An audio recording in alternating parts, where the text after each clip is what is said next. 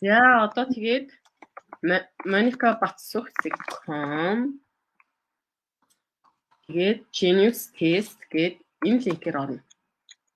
Тэгээд за ингээд энэ линкээр орохоор Genius Test-ийн талаар мэдээллүүд байгаа. Бид нартай танилцаад за хуудасны хамгийн доод хэсэгт нь болонгууд форм байгаа. За энэ формыг бүглөөд энэ товчон дээр дарах юм бол танд одоо Genius Test ажиллах зааварчилгаа болон Genius Test-ийн монгол орчуулга PDF файл татаж авахаар имэйлээр ч очино, мөн дараагийн хуудсан дээрээ харагдана. За тэгээд жишээ нь би энэ дээр нэг жишээ авдаг имэйлээрээ бичээд харуулъя.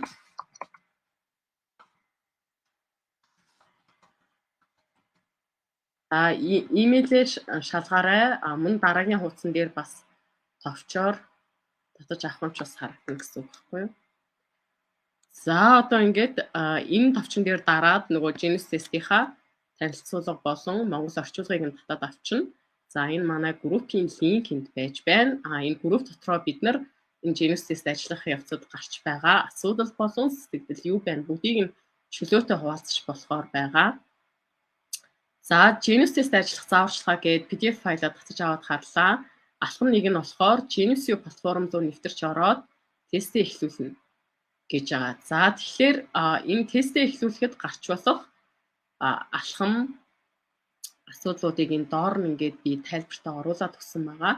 Тэгээд энийгээ уншаад танилцаад явхад саадгүй байхаар байгаа. За тэгээд энэ товчон дээр нь дараад үзье. Ингээд бид нар нөгөө Genius-ийн платформ руу очиж байгаа байхгүй. Тэгээд Genius Test эхлэх тэр хэсэг рүү очиж байгаа юм.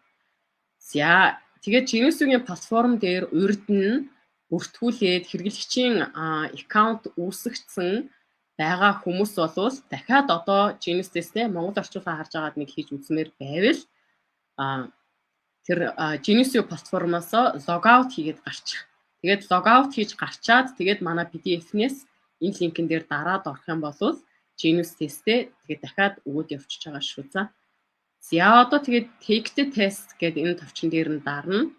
Энэ утас руугаа ороод за Genius платформ дээр анх удаа энэ одоо платформоор очиж байгаа эсвэл хэрэглэгчийн аккаунт хараахан үүсгэж амжаагүй байгаа хүмүүс маань болохоор эхлээд хэрэглэгчийн аккаунт нээх байгаа. Өөрөөр хэлбэл энэ сайтад анх удаа цоошин нэр бүртгүүлнэ гэсэн үг. За бүртгүүлэхдээ өөрийнхөө энэ доор байгаа энэ 3 social account-ыг ашиглаад бүртгүүлчих болно. Тэгвэл та нөгөө нэг нэмэлт мэдээлэл, баахан мэдээлэл бөглөөд нууц зүг мөг зөхиогоод авах шаардлага болчдөг байхгүй юу? Гэхдээ гол нь ингээд Facebook дээр одоо дарлаа гэхэд энэ нөгөө юун дээрээ энэ браузер дээрээ та Facebook-ээрээ нэвтрээд орцсон байх юм бол хялбархан нөгөө таны профайл зурагч нь гарч ирэл, ард чинь нэр нь гарч ирэл үргэлжлүүлэхгүй гээд ингээд явчихдаг байхгүй юу? За тэгэхээр би энэ браузер дээр бол би жишээ нь одоо Facebook-ээрээ нэвтэрч ороогүй учраас надаас Facebook-ийн хэрэглэгчийн нэр болон нууц үгийг минь асуусан гэсэн үг. За та хэд тэгээд нөгөө өөрсдийнхөө ажилдаг браузер дээр нээгээд Facebook-д дарчих юм бол шууд Facebook аккаунтаараа Genius дээр аккаунт үүсгэж гэж болно. За дараагийн нэг сонголт нь бол яг хөө энэ өөрийнхөө имэйл хаягийг ашиглаад Genius дээр аккаунт үүсгэж болно. За тэгэхээр энэ first name гэдэг ингэж штэ тий. За энэ бол юу гэж тий нэрээ тавилаа, овгоо тавилаа. За энэ яг нөгөө нэг саяхаа имэйл хаягийг бичиж өгөх байхгүй юу? За тэгээд энэ зөвхөн Genius платформд зориулаад та өөрийнхөө нууц үгийг энд оруулж өгөх шүү. За энэ бол таны энэ имэйл хаягийн чинь нууц үг мэтэр биш гэсэн үг. Дараа нь энэ нууц үг ашиглаад та Genius-ийн платформ руу нэвтэрч орно гэсэн үг. За тэгээд нууц үгээ та баталгаажуулаад 2 удаа оруулна. За доор нь энэ I'm not a robot гэдэг энэ Google Captcha ажиллана. За тэгээд энэ ягуун үний замыг замтай эсгүүдийг тэмдэглээрэй гэж байна тий. За энэ даалгаврыг гүйцэтгэх ёстой байгаа.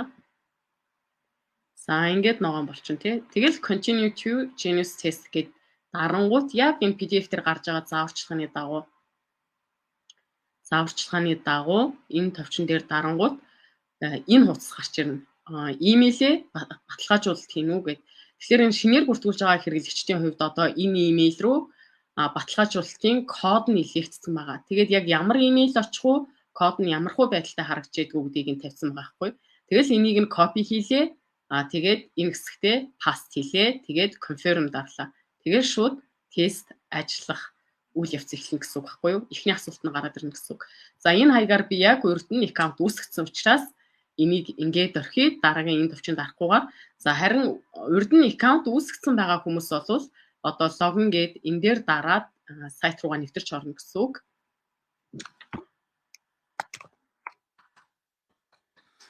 За тэгээд нууц үгээ мартсан байх юм бол санаа зовох зүйлгүй, энэ доор нь forgot password гэж байж байгаа. За тэрэн дээрээ дараад өргөжлүүлээд явчих гэсэн үг. За би одоо энэ дээр ямар нууц үг өгснийхөө нэрээ санах юм бол би айгуул санахгүй юм байна тий. За invalid email or password гэж байгаа байхгүй. Та нууц өгч буруу байна гэдэг чинь. За ингээд нууц үгээ энэ дээрээ сануулсан байх юм бол нууц үгээ ингээд зөв хийчих юм бол нэвтрээл ороход шууд нөгөө тестийн эхний алхам ингээ гараад ирж байгаа байхгүй юу? Би саяхан одоо Баярхүү гэсэн аккаунтаараа бол аль хэзээ Genius сайтад бүртгүүлээд дээрээс нь Genius тестийг ажилтсан байгаа. Тэгсэн хэрнээ яг энэ линкээр яваад энэгээр ингээд дамжаад явхаар би дахиад Genius тестийг ажиллах боломж надад олдож байгаа байхгүй юу?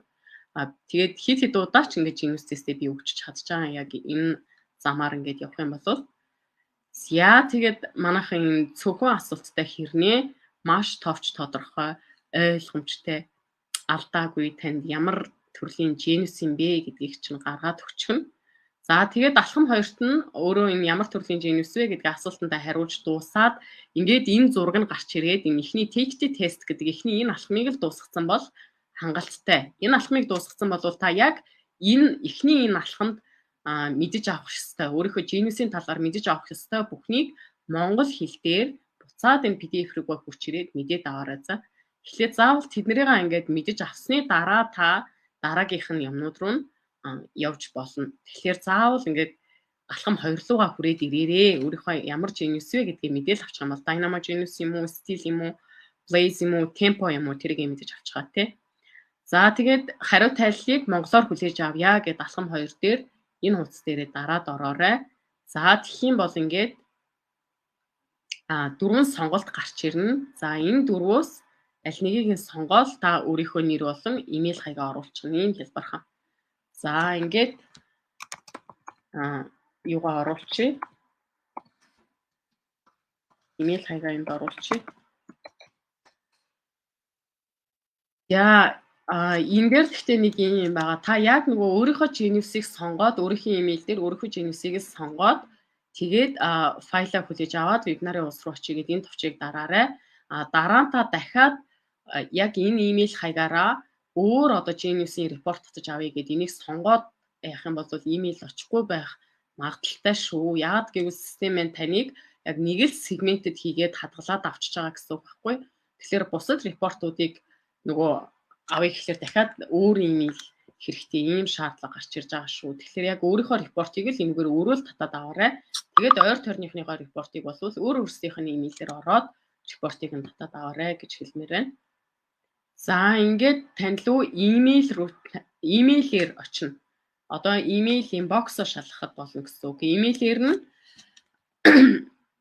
энэ ямар Genius вэ гэсэн репорт нь очиж байгаа. За тэгээд дараа нь энэ вебинарт бүртгүүлэх урилга хуудас гараад ирж байна. Ингээд та нар вебинар дээрээс мэн гоё ингээд хүний яриагаар видеогоор сонсоод ойлгож авдаг Genius-үүд байгаа шүү дээ тий. Видео үзэхээр илүү ойлгомжтой байдаг. Мөн ямар ч хүн дугаасаа цаг хэмнээд энэ вебинарыг сонсоод гарчихвал маш тохиромжтой байгаа. За ингээд манай вебинарын хуудас гараад ирлээ. Одоо вебинарын хуудас дээр та яаж бүртгүүлэх вэ гэхээр бүртгүүлэх гээл энэ улаан төвчийг нь дараарай. Тэгээд дээр нь 9 цагаас явна гэд 2 дахь өдөр маргаашийн 9 цагийн вебинарын суудал байна гэсэн үг.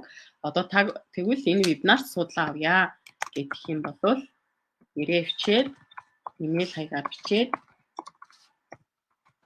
ингээд вебинартаа бүртгүүлчихээрэй. За тэгэх юм бол одоо таны имэйл хаягаар вебинарын урилга очичихноо. Вебинар таны вебинарын бүртгэл баталгаажлаа гэсэн имэйл бас очихно гэсэн үг. За одоо тэгээд тэр имэйл доторт нь мөн вебинар одоо болох гэж байна шүү гэж сануулж очиж байгаа сануулга имэйл дотор ч гэсэн энэ холбоос байж байгаа. Энэ линк байж байгаа. Тэгэхээр энэ линк л байхад та вебинартаа яг тухайн вебинар эхлэх үед нь асуудалгүй ороод ирнэ гэсэн үг.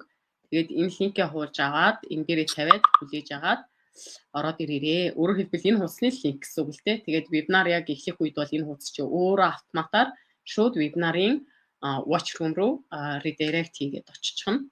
За тэгээд вебинартаа орчих байгаа шүү. За тэгээд шуйн дээр ямар хуу имэйлүүд очиж байгаа вэ гэвэл за жаарай. Би скринээ дахид зогсоод буцаа ширлэх юм уу тий. За тийм ч магадгүй.